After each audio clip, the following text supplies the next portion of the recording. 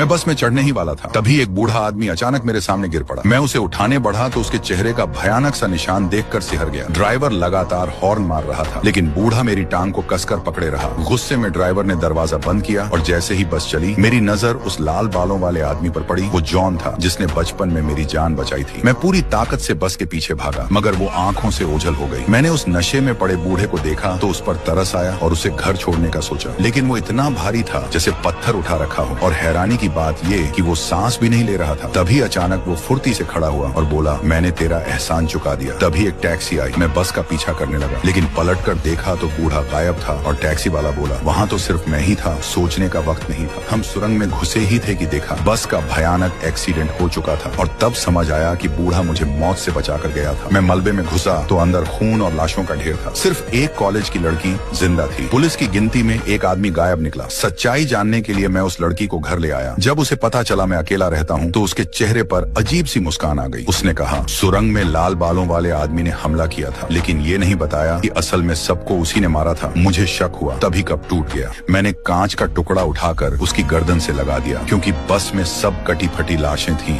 मगर वो बिल्कुल सुरक्षित थी और उसका घर बस के रूट में भी नहीं था। पकड़ी जाने पर उसने असली रूप दिखाया और वो लड़की नहीं बल्कि आदमी निकला। मैंने कांच उसकी गर्दन में घोंप दिया, मगर उसे कुछ नहीं हुआ। तभी जॉन अंदर आया और दोनों में जबरदस्त लड़ाई हुई। बातों से पता चला वो जॉन का भाई जैक था। जॉन ने उसे बाहर फेंक दिया। जैक हंसते हुए बोला कि जॉन 600 साल से अपनी पहली मोहब्बत के पुनर्जन्म को ढूंढ रहा है और अगर 1 महीने में नहीं मिला तो वो मुझे मार देगा। उस लड़की को जो उसकी पहली मोहब्बत जैसी दिखती है। जैक के जाने के बाद जॉन ने मुझ पर भूलने का जादू किया, मगर वो बेकार गया। मैंने सब रिकॉर्डिंग पेन ड्राइव में सेव कर ली और उसे धमकाया कि 9 पूंछ वाली लोमड़ी का राज खोल दूंगा। जॉन ड्राइव लेने आया। मैं बालकनी से कूद गई, ये परखने के लिए कि वो सच है या नहीं। मेरा चेहरा देखकर जो उसकी पहली मोहब्बत जैसा था, उसे मेरे पीछे कूदना पड़ा और उसने मुझे हवा में पकड़ लिया। उसी पल मुझे यकीन हो गया कि मैं इंसान नहीं हूँ, लेकिन जमीन पर उतरते ही मैंने उसे बेहोशी का इंजेक्शन